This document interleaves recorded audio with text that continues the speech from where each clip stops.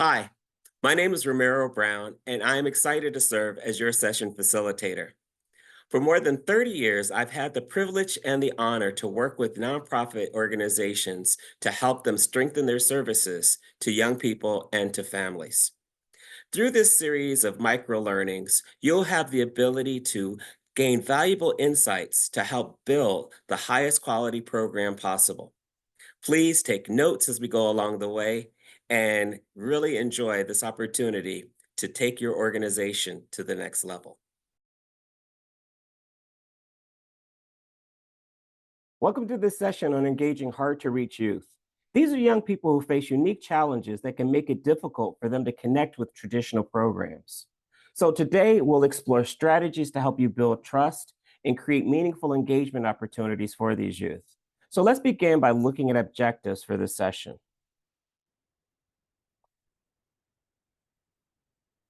In this session, we'll focus on two main objectives. First, you'll learn who hard to reach youth are and why they may struggle to engage. And then, second, we'll discover some strategies to help build trust and create activities that make them feel valued and supported. So, as we go through these objectives, I encourage you to think about how they apply to the young people that you work with. So, let's take a closer look at who these youth are and what challenges they face. Hard to reach youth face barriers that prevent them from engaging in traditional activities. These can include personal issues like low self esteem, social challenges like marginalization, or environmental factors like trauma. Recognizing these barriers is the first step in designing effective program interventions. So take a moment, and I'd like you to think about a young person that you worked with who might fall into this category. What barriers were they facing? And how did you address them? Next, we'll explore why engaging these youth is so important. Engaging hard to reach youth can make a life changing difference. According to the National Center for Education Statistics, engaged youth are 50% more likely to graduate high school. Programs focused on engagement also see a 40% increase in skill development, and disengaged youth are twice as likely to face unemployment as adults, as noted by the Brookings Institute. And positive engagement reduces risky behaviors by 25%, according to research. So think about how these outcomes align with the work that you do. One disengaged teen, hesitant to participate at first, joined a mentorship program after being encouraged by his staff.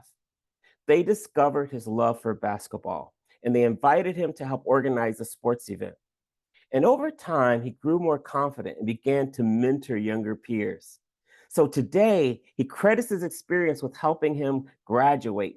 And he graduated from high school and now is pursuing a college degree in sports management. Stories like this show what's possible when we engage youth in meaningful ways.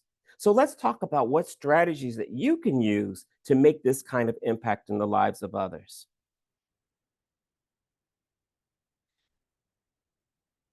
There are five key strategies for engaging hard to reach youth.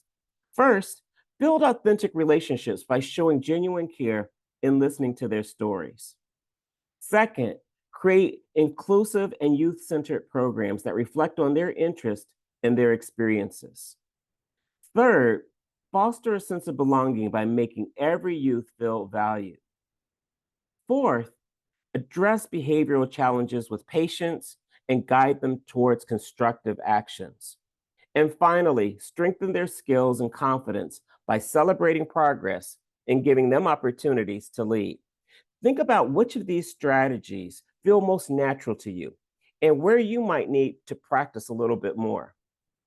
So, next, let's explore some practical steps that you can take to implement these strategies. Here are five actionable steps to engage hard to reach youth: assess barriers, use mentorship, adapt programs, empower youth voices, and provide follow up support. So let's go into these in detail.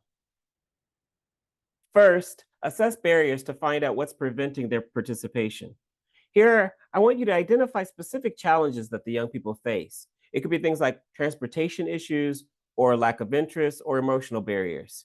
So let's look at the transportation piece. So if a young person's struggling with attendance, you might investigate and then find that they are facing logistical issues like unreliable transportation, or it might also be conflicting responsibilities at home.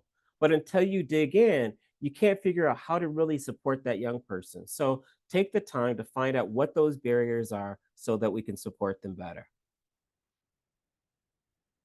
Second, pair the young people up with positive role models who can guide and inspire them by engaging them in shared activities and providing them with consistent support. A mentor, for example, could support a young person who might be passionate about art, and they then take that time to encourage them to showcase their work or to participate in things like creative workshops. This will help inspire that young people to want to do better and to engage more.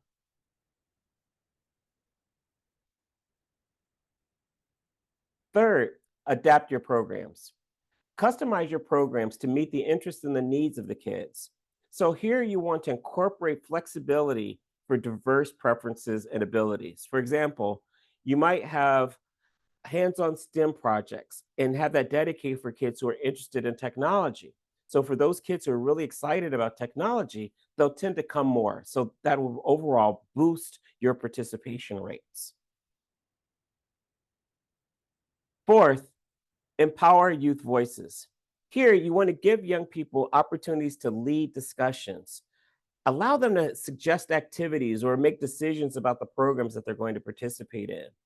There are organizations that'll have formal youth councils to provide that voice. Others provide young people with leadership roles in planning events. Anything that you can do to help them feel that they have a say so in their programs and in their program experience will really go well to amplify their voices and make them feel connected to your program. Finally, provide follow up support with the young people. Stay connected and make sure that they feel that they are supported and valued. A simple follow up, like inviting them back for an alumni event or checking in on their progress, all of these things help reinforce their connection to your program. Today, we've accomplished two key things. First, we learned who hard to reach youth are and why they may struggle to engage. Second, we discovered strategies to build trust and create activities that help them feel valued and supported. And as you reflect on this session, think about one insight that you've gained and how you will apply it to your work. There are several great resources available to deepen your understanding and improve your practice. The Search Institute's Developmental Relationships Framework provides a deeper look at building trust and connections. The Annie E. Casey Foundation has resources focused on skill development and program design. And GSAN offers a youth engagement toolkit that provides practical tools and strategies. The Georgia Statewide After School Network, or GSAN, supports after school and summer programs by providing training, resources, and advocacy to help youth programs succeed. This micro session is part of our effort to help you feel confident and prepared in your role. Our goal is to make sure that every youth program in Georgia is safe, high quality, and impactful. For more resources, visit www.afterschoolga.org. There you can access tools and training opportunities. And if you have questions, email us at info@afterschoolga.org. Thank you for your dedication to engaging and empowering youth. Your work truly changes lives, and even small efforts have a lasting impact.